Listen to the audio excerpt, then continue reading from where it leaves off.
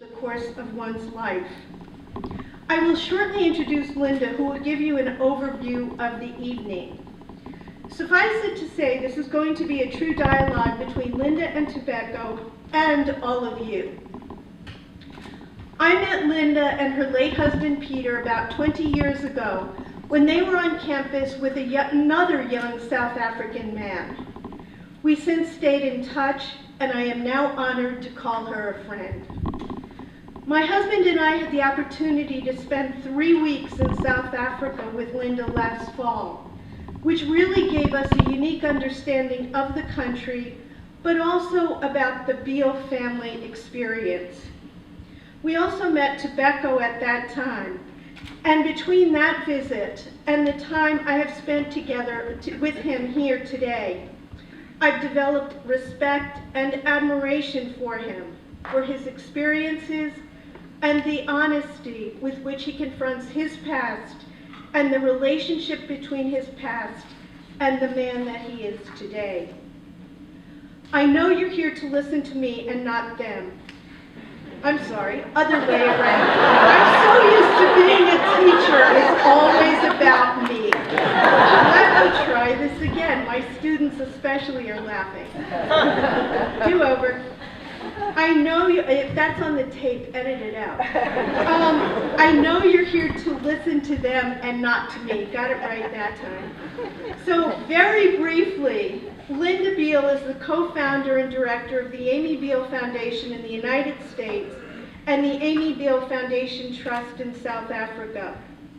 Linda's relationship to South Africa and the genesis of these foundations is grounded in the life and death of her daughter, Amy. Linda and her late husband, Peter, were graduates of Whittier College, class of '65, and they were awarded an honorary degree from the college in 2002 in recognition of their work with and commitment to transitional justice. Ntobeko Peni was born in South Africa in 1973, a time of internal unrest as the struggle against apartheid was building.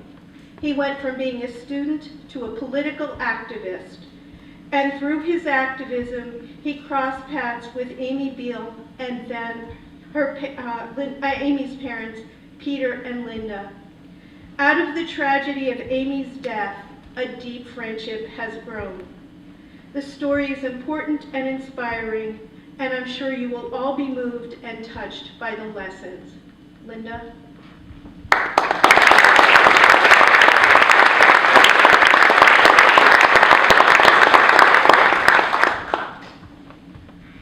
Good evening, old, new, and to-be new friends. It's great to be here. I am thrilled that some of my very dear friends journeyed here, including my daughter Molly and others, and all of you at Whittier that I've gotten to know the last 3 or so years really well since we started this partnership with the Center for Community with Engagement has just been, I just feel you're friends.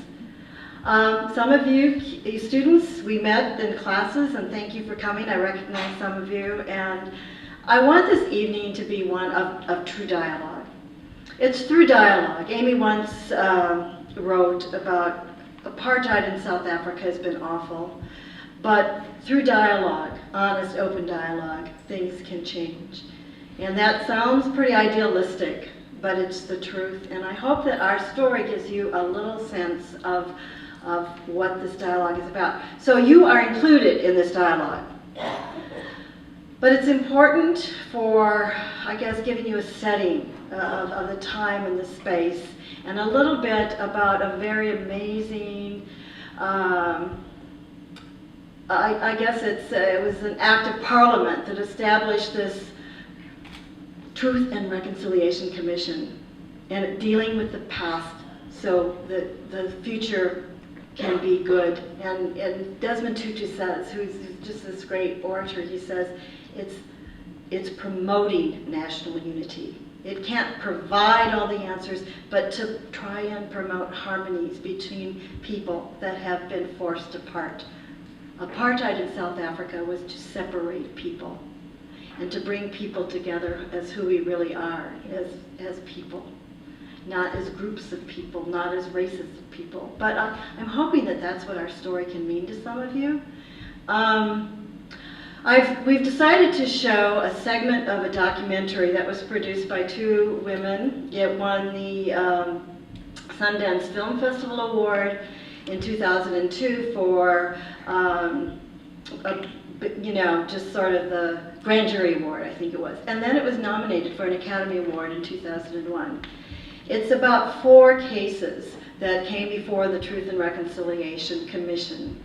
And our case was one of them, and probably the least important, because we were outsiders, we were Americans, but they met us and they wanted to lead in with our case. If you ever see the whole documentary, it's 90 minutes long, I think you will find it very moving, interesting, and helpful in trying to understand truth, reconciliation, restorative justice. It's a tool, but it is a beautiful film. We're going to show about 18 minutes. And hopefully from that, it will give you a setting, and you will be encouraged to participate in our dialogue. The other thing I would like to say, my late husband, Peter, is in the film. And I'm so happy we have that, and some of you that knew Peter might enjoy it and also know that he's still a part of us, as is Amy. Thank you.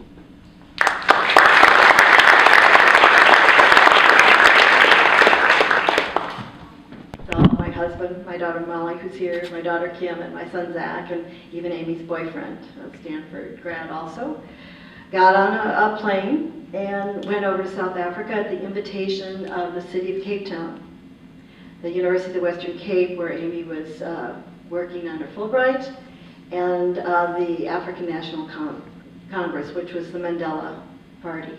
We had quite a trip. In that in itself, Molly, couldn't we talk a lot about? It was a fascinating trip. But a lot of people didn't want us to go on that trip. You know, people said, oh, you can't go there. It's awful. They'll kill you. Or how could you go where they killed your daughter? But we did. We went. And it was, I think, the best thing we could possibly have done to deal with Amy's death. And if we had not taken that step, if we had not been open to that opportunity to see for ourselves with our own eyes what was happening in that country, what Amy was fighting for, and as my late husband said, he was proud of what she was doing, we would not be sitting here tonight with Ntobeko Peni. We would not have experienced what real restorative justice and harmony can do in the most worst circumstances you can probably imagine. But we're here, and we are an odd couple. I've said that to some of the students. We are an odd couple. This white American woman and a young man from Cape Town, South Africa, who never would have met and been here tonight if we hadn't had this opportunity to participate in restoring justice to South Africa and its people. We came from very different backgrounds. One could, talk about Amy's wonderful life here as a student, as an athlete, as a young woman growing with, a nice life. Ntobeko's life was very, very different. And to understand a little bit more about conditions that we couldn't quite see in the film, I think Ntobeko might share a bit of his young life and what he was growing up with. Would you do that in our dialogue? Good evening, everyone. Good evening. I'm not sorry that the DVD did not play. It's for the first time that it ever played this trick. I guess we had to do things the purple way. We're in a purple city. So we'll do it the Whittier way. The video will have shown how 4, 5, 6-year-olds were able to look at a dead person on a daily basis. Would have shown young students from elementary being able to dodge bullets on a daily basis. When people are shot and killed on a daily basis, whether they are your friends, your family, or your comrades, over time you eventually become prepared to kill for the freedom. It's no longer an issue that ends on political classes. So as comrades were arrested, shot and killed, when people were assassinated, people just disappeared. There was only one place of safety, was to be within the political ranks, because there would be safety there. I was a student. I was involved in politics at a very early age without me knowing that I'm involved in politics. Back at home, when I used to come back from school at elementary, my family would normally joke, so Mr. Statistics, how many were shot and killed today? How many were injured? For me, back then, it was fun when I was looking at high school students being shot at, because I did not realize what was actually happening. But it dawned before I left elementary that we had the responsibility to pull those who were shot from high school to safety. It became our responsibility to move around our communities. You'll remember back then that it used not to be plastic bottles, it used to be glass bottles. So from elementary school, we had the responsibility to collect these bottles, go to all the shops, bus stops, train station, and collect the empty bottles. We knew exactly they would be used to do cocktail bombs. We did not know how to do that, but we knew those empty bottles were a very instrumental instrument needed to complete those petrol bombs. So that's from elementary school. So when we hit high school, we already knew what you want to be involved in. In the past I used to say there were no options, there were no choices, but as I sit here today, there were choices. It depends on what you believe in. As limited the choices and the options were back then, but as I sit here today, I know there were a number of options. There are a number of ways we could have fought for independence of the country without going to extremes. I belonged in a movement which believed that the land was taken through force arms, and only through force arms will be able to repossess the land. We did not want to fight for freedom of association, freedom of speech, economic freedom. We wanted the total repossession of the land, which will entail all these other small freedoms within the land. So that is why I had chosen to join the militant movement, which was known as the Pan-Africanist Congress. When we joined the movement, they were part of the oath of allegiance that says, I will irrevocably obey any instructions, directions, and commandments of the movements. I will not surrender any information that will lead to the arrest and execution of the member of the cause. Out of 300 students on a day, 4 were sentenced to 18 years in prison. It is through that oath of allegiance that we were not able to tell others who else was involved. So, Ntobeko, what you're saying is that on the day, August 25th, 1993, when you saw Amy driving home her car, in her little car with her 3 black friends that needed ride home from the University of Western Cape, you saw her, your 300 comrades were coming from a political rally, you were incited, and she appeared to be the oppressor to you and your friends. Is that how you felt about it on that time? Yeah, it's exactly how we felt. Amy was not known as an individual. Amy's death was not planned, but everything else that was happening in our communities were thoroughly planned. Comrades were arrested. There was a plan to communicate that to the politicians to post bond. If people were shot and injured, that was communicated to the politician offices to visit those individuals. If people were shot and killed, it was politicians to organize and take over the funeral from the family. So everything was thoroughly planned. The operation was categorized as Operation Great Storm. So 1993 was the year to make South Africa totally ungovernable. Anything that was of much benefit to the state was bent down. So your normal bread and milk deliveries to the shop, they will not be happening in those mornings. This is happening whilst we're still on our way to school. We will plot and know exactly where the delivery vehicles go to those shops. They will push by the force of hands and run over, and they will be bent down with all its production inside. It was very difficult to ban a bakery truck with all the bread when people are hungry. But you equally wanted to send a message: these activities were not criminal in any way. Yes, a couple of hundred loaves will be pulled aside and the rest of for people to do as they wish. But for people who were directly involved in these operations, you were not to take anything. So that was maximum damage to the enemy, minimum to the Africans. So we will not be having any bread on that morning. Do you see any relationship with that, making the townships ungovernable, making, it was chaos is what you were trying to create to get attention from the government? Or were you hoping that that would bring your cause to the attention and you would get more support from people? Or what was behind that? You know what I'm saying?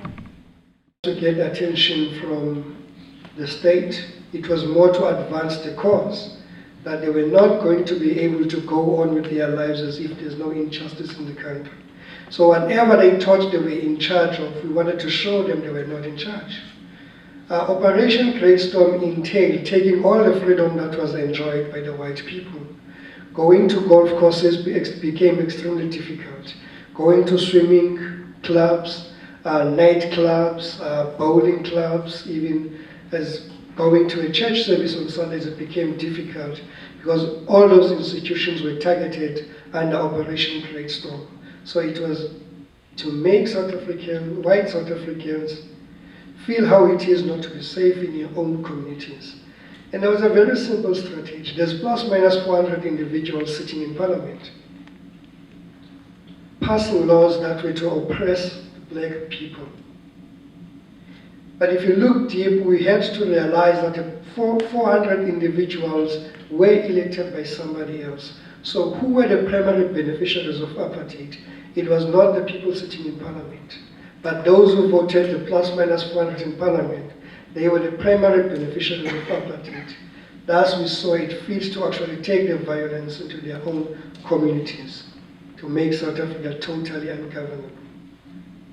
So when Amy approached and she was seen by your 300 student comrades, young militants coming into your community, you didn't see her as an individual, as you said. You saw her as a symbol of the oppressor and the mood of the crowd. What was the slogan, "One settler, one bullet," all about? Why did you feel it was necessary to, and I'm asking you this, and you know I don't usually ask you these things, but I want to get you all to understand, what was the motivation that, caused Amy's loss of life? The slogans of the day was liberation before education. One settler, one bullet. The more students were shot and killed on a daily basis, that did not temper the spirit at all. It just instilled the spirit of, I'm going to give my life to this cause. It eventually led the students to join the military movement because they became tired of being stone throwers. People wanted to kill before they were killed. So when we saw Amy, we saw a settler. So we saw a primary target which was bigger than the delivery vehicles that we were targeting on a daily basis. And you had your own story come out of this because you were involved as the leader that day. You were a big part of the youth group of the Pan-African Congress, and you were able to escape for a while, is that right? You took off and had to survive under difficult circumstances yourself. And eventually, the 3 others were tried and convicted, and then you turned yourself in because of all the unrest that was going on within your own party. So in many ways, I'm always amazed when you talk to hear that you are still alive, to share your story, to be here tonight. Is that right? Were you surprised that you're still alive? Well, it is a blessing. It is a blessing that one is still alive. It has not been an easy journey to be who I am and the person I am today. So there has been personal challenges from my former comrades. And that basically starts from being in prison. You know, I always say I value the time I spent in prison because it offered me an opportunity to reflect, look back at where I was born, what were the family values. As I grew up, I identified myself with the militant movement. I had traveled a journey, and now that I was under lockdown, I was able to look back and realize I could have still contributed to the independence of the country in a number of different ways. So as much as it was painful to be locked in prison at a very young age, I value the reflection period which was offered by being locked down. It paved the way from when I was released. I was able to lead a totally different life. But I must say, when I met the Biehl family through the Truth and Reconciliation Commission, we were not there to apologize for our actions. We were there to justify our motive for what we did. The irony and the which became a turning point was when it was time for the Biehl family to respond to the process. When they said, it's not up to us as a family to forgive. It is up to you as South Africans to forgive each other. Personally, that's totally un-American. And the immediate reaction, there's just no way the people who are making the statement today will be biological parents of Amy Biehl. Us refuse to believe that we were dealing with actual parents of Amy Biehl. So even after the end of the session, we bump into a small passageway while being, unfortunately, escorted back to our prison cell. They extended an arm, and the other three shook their arm, and I just did not extend my arm for some reason. Because I was still battling to process or absorb the conversation of the day. You know, we went there with some arrogant attitude. You know, it was not about being granted amnesty. We were militants. It did not matter that we were granted the amnesty or not. We were there to justify our cause and our own movement. So I was little moved from my position by that statement. Unfortunately, there were no Googles in prison cells. But there was some form of literature where you went back and studied more about who Amy Biehl was. And the link that the late Peter Biehl and Linda were actually biological parents, and there were pictures of sisters and brothers and so on. So it really hit me hard when you realize we actually engaging the families. And the statement that they made, it just reinforced the time I spent in prison, that it's time to reflect. Strange enough, the others who in my cell, I had a comrade from another movement who went to the TRC process on that day. When he came back, he was under heavy escort to come fetch his personal items from the prison cell, and he left. So the expectation was, if I go to the TRC, I will equally be released on the same day. Unfortunately, it took a year for the judges to come to a conclusion. I'm not sure whether it was a heavy load, it was a number of cases, and there was a lot of work to be done. But again, that 1 year waiting for results, it was painful. But it was equally an opportunity to look back. If you were to be granted amnesty, what kind of life will you lead? Granted amnesty on merits, welcomed out. Watching the first news, obviously I was curious to see what will the headlines be on national television. The first picture that comes out, it's late Peter Biehl and Linda, saying we hope that the community will be able to support them so that they are able to become future active citizens of a new society. So again, that hit me very hard, you know, but I had a very difficult life to lead because I was welcomed back as a hero. Now, a hero is such a heavy title, and I was extremely concerned as to what's the responsibility of being a hero. What are the expectations? So I did not embrace being welcomed back as a hero. So I have, and I've always, and I still have a quiet way of just disappearing out of the act, and that's exactly what I did for a number of years. So when I was seen working with the Biehl family, my former comrade says, oh, the American dollars have become more noble than the South African struggle. And my response would be, what South African struggle do you refer to? Because South Africa is free. The only struggle that I have to face is to adjust myself and find suitable short courses for me to become an active future citizen. Because the skills that I have are no longer required. So that on its own became a totally different journey. And it is through this formal process that we're able to go on an informal, personal process. Yeah, I think that's important because unfortunately the film didn't get to the point. Having a formal experience, going through a formal process. You see, they were tried and convicted in the South African courts. So they were sentenced, 4 young men out of the 300 or so were convicted to 18 years of murder and public violence. And people always said, but you haven't had justice. You know, they're free now. But they were convicted. And then the amnesty, the Truth and Reconciliation process came later. And I do like to make that clear because I think as Americans, everyone thinks you gotta have justice here. And there was justice. But this was a South African incident. Amy was there participating in what she wanted to do with this opportunity she had to study and learn and research about this transformation in an amazing country. And so we never brought lawyers, and that was a good thing, because you know, when you start getting lawyers and people lawyer up, as they say, or you know, the lawyers can't talk, you know, don't say anything. If we had brought any kind of that, a lawyer from the US over there and get involved with that trial, it would have been, I think, we wouldn't be here tonight.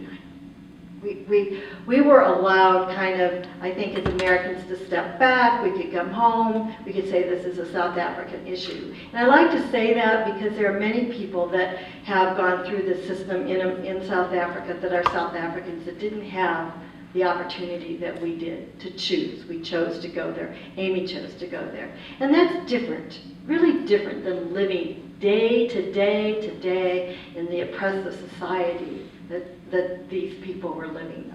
So we saw that with our own eyes, and we decided that we wanted to honor our daughter. People said, well, how could you do that? We loved Amy. That's how we could do it. We didn't know Ntobeko. We didn't really know these people. We knew that Amy had talked about hundreds of thousands of young people like them who were disenfranchised, that were angry, and that they had the desire, they could have taken really a bloody action. But in reality, the movement in South Africa towards peace and freedom was much less violent than I think people imagined would be. So, okay, they were arrested, they were tried, they were in prison, and about, what was it, you in prison 3 years, and then the Truth and Reconciliation Commission allowed them, which is what I wanted you to see the film, to actually apply for amnesty, come before this was an act of parliament that created the Truth and Reconciliation Commission. And there were certain standards that people had to meet. They had to, what did you have to do? Prove or confess? Why don't you tell them what were the criteria? Part of the criteria was your action had to be politically motivated. You had to belong to a movement, and that movement had to take responsibility. Full disclosure is extremely important. Although full disclosure did not necessarily implicate those who are still today sitting in Parliament. But those that were commanded and took action and went to prison, the blood has been washed off their hands. But those who are still sitting in Parliament today, their hands are still full of blood. So really, the leaders, they come forward. But they sent their young comrades, their young soldiers, their foot soldiers, you get amnesty. But they never really came forward and confessed to what their roles. And that was one of the failures of the TRC. So they kind of put these guys out here and said, look, they're getting amnesty. So as parents of Amy, we realized that they weren't as responsible for Amy's death as most people thought. It was really what was happening and how young people were being used in the cause. And their actions should also be somehow brought forward and taken responsibility, maybe sent to prison, maybe not, but that didn't happen with the TRC. So when you're talking about the Truth and Reconciliation process, it wasn't perfect, but it was an institutionalized process that actually, if it had not been for our going, listening, and understanding a little bit about it, we would not be here today. What happens with some kind of an institutionalized process afterwards, after a trial, after some decision making, is what you do with it personally. And I think we were very, very lucky in many ways to have that process, to digest it.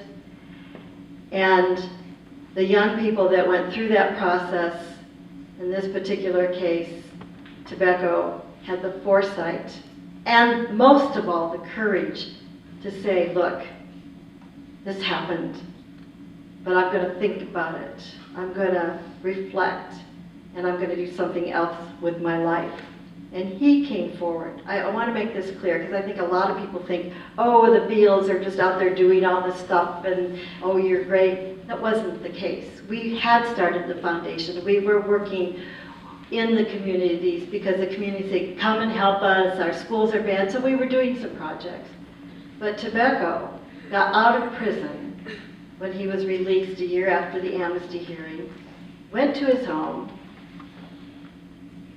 He had to deal with the people who wanted to start creating your skills, which were, what were your skills? Well, let's say the skills that we had were no longer required in a new society. And what were they? So we Made became... bombs, you made, yeah, right. So we were running welding programs and bakeries and things that gave people skills that they could earn money and with dignity and have a life. And so through all that process, Ntobeko had the courage to come home, see that his friends and comrades, hey, things hadn't changed. There was this wonderful election and everyone around the world is euphoric. Mandela's president, freedom in South Africa, but in their homes, in their townships, nothing really had changed. So he started a youth group and decided, hey, you know what, the Biehls are doing some things. We should avail ourselves of maybe some of the projects. But his former comrades, a lot of them thought, hey, you guys are sellouts, the American dollar. So, you know, it was like, that took a while. It took a while for us to sit and talk. When my husband went in to meet them first, my daughter Molly had her first child, and I stayed back another week before I went to South Africa to do our stuff. And Ntobeko and Easy met my husband, and they checked him out. Does he have firearms? Does he have guns? And any of you that know Peter would laugh at that because he would not be carrying guns. But they didn't know who Peter Biehl was. What? Maybe he's going to take revenge. No, maybe he's going to. But they had the courage to say, you know, we need you. We need something like you anyway to help us. You know, with opportunities to learn a skill that will make money, not the skills of bombings and using guns and robbing people. And that's what happened after the elections with a lot of these youth. They had nothing. So energy was going into the movement, into freedom fighting. And then where were they left? So South Africa really had a big problem on their hands with not just Ntobeko, but with hundreds of thousands of young people. And that's kind of what our foundation was hoping to do, to help create opportunities for young people to not have to resort to crime and violence, which was going on there. So, you know, we got to know each other. They came to the office and said, we've started a youth group, can you help us in some way? We thought they wanted money. You know, the Americans. We said no cash at all. No money. We just want access to your skills development facilities. And that was probably one of the most honest things we've ever heard. This money for a school uniform. People, you know, they wanted handouts. But not this guy, not Ntobeko. So as we began to get to know him and see the integrity he had, and the person that he could have been if he had not been born at this time and his education, I mean, he's smart. He thinks about things. He's a unique person. So when people say, how can you get together with this guy? I think he's one of the best people I've ever met in my life. But who would have ever thought that?